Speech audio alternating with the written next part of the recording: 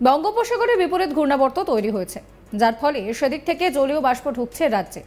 অন্যদিকে পশ্চিমী ঝঞ্ঝা পাস করছে উত্তর পূর্ব ভারতের দিকে। এর ফলে হালকা শীতল ঠান্ডা হাওয়া কিন্তু বইছে, আর তাপমাত্রাও তার জন্য একটু একটু নিম্নমুখী। আগামী 2 থেকে 3 দিন স্বাভাবিক তাপমাত্রা সর্বোচ্চ হবে। পাশাপাশি তাপমাত্রা সেভাবে খুব একটা যে পরিবর্তন হবে তাপমাত্রা, তা কিন্তু নয়। কলকাতার পাশাপাশি দক্ষিণবঙ্গের জেলাগুলিতে মোটের ওপর আবহাওয়া থাকবে একই রকম। দক্ষিণবঙ্গের পাশাপাশি যদি আমরা উত্তরবঙ্গের দিকে নজর রাখি, উত্তরবঙ্গেও বৃষ্টির পূর্বাভাস দিয়েছে আলিপুর আবহাওয়া দফতর। মূলত দার্জিলিংয়ে খুব হালকা বৃষ্টিপাতের সম্ভাবনা থাকছে। এই যে বৃষ্টি, সেই বৃষ্টি কিন্তু লোকালাইজড অ্যাক্টিভিটির জন্যই হবে বলে মনে করা হচ্ছে। তাপমাত্রার ক্ষেত্রে খুব একটা উল্লেখযোগ্য পরিবর্তন হবে না। শুক্রবার থেকে আকাশ থাকবে পরিষ্কার এবং আবহাওয়া থাকবে শুষ্ক। 2-1 জায়গায় আংশিক মেঘলা আকাশ থাকতে পারে বলে জানাচ্ছে আলিপুর আবহাওয়া দফতর।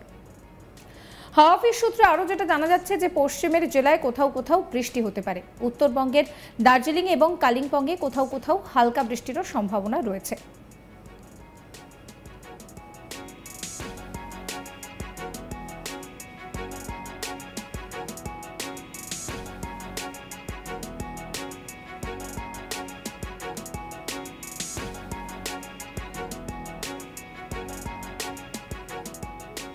এ নিয়ে আবহাওয়াবিদ সোমনাথ দত্ত কি বলছেন শোনাবো আপনাদের।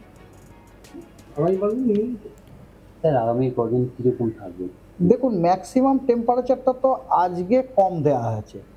কারণ কথা হচ্ছে, তার কারণটা হচ্ছে কি, তার কারণটা হচ্ছে যদি আমরা ফ্লো প্যাটার্ন দেখলাম, ফ্লো প্যাটার্নে একটা জিনিস দেখা যাচ্ছে যে বে অফ বেঙ্গলে একটা মানে যেটাকে আমরা অ্যান্টিসাইক্লোন বলি, ওই অ্যান্টিসাইক্লোনটা আছে। আপনারা যখন শীতকালে আসতেন, আমি গল্প বলতাম যে ওই অ্যান্টিসাইক্লোন থেকে ময়েশ্চার পাম্প করে ওয়েস্ট বেঙ্গলে যাচ্ছে।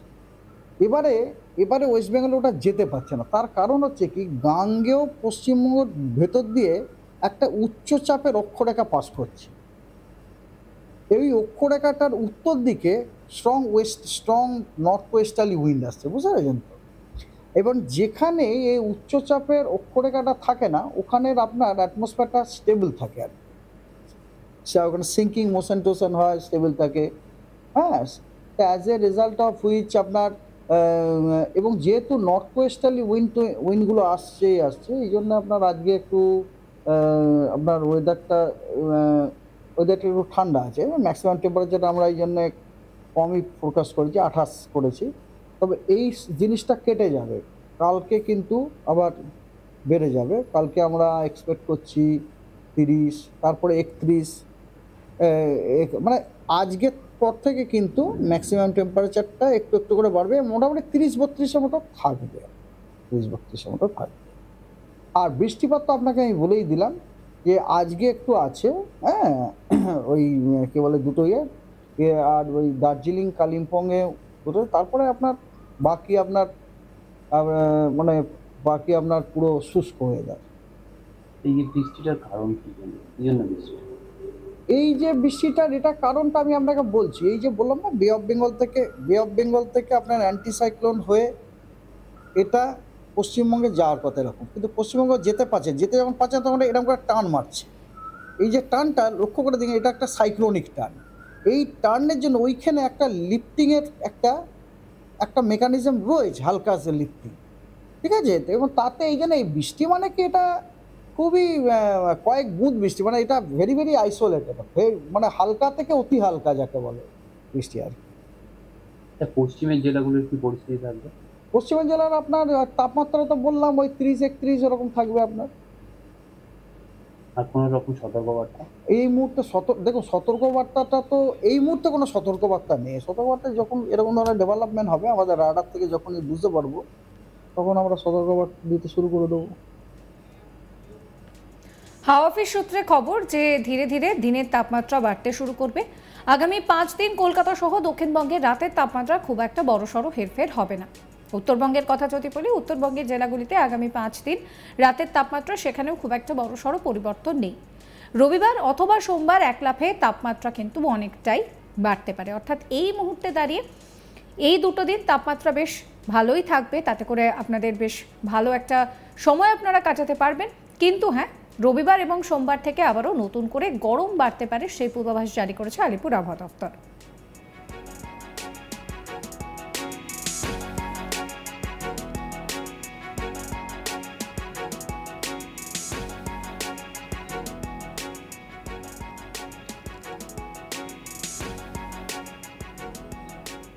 হাওয়া অফিসের তরফ থেকে যেটা জানা যাচ্ছে যে এই মুহূর্তে কিন্তু আবহাওয়া থাকবে শুষ্ক এবং রাতের তাপমাত্রা খুব একটা বড়সড় যে পরিবর্তন হবে তা নয়। একইভাবে উত্তরবঙ্গ এবং দক্ষিণবঙ্গ দুই জায়গাতেই কিন্তু মোটের উপরে আবহাওয়া থাকবে শুষ্ক এবং তাপমাত্রা খুব একটা বড়সড় হেরফের হবে না। এ নিয়ে হাওয়া অফিসের তরফ থেকে আবহাওয়াবিদ সোমনাথ দত্ত কি বলছেন আরো একবার শোনাবো আপনাদের। স্যার আগামী কদিন কিরকম থাকবে?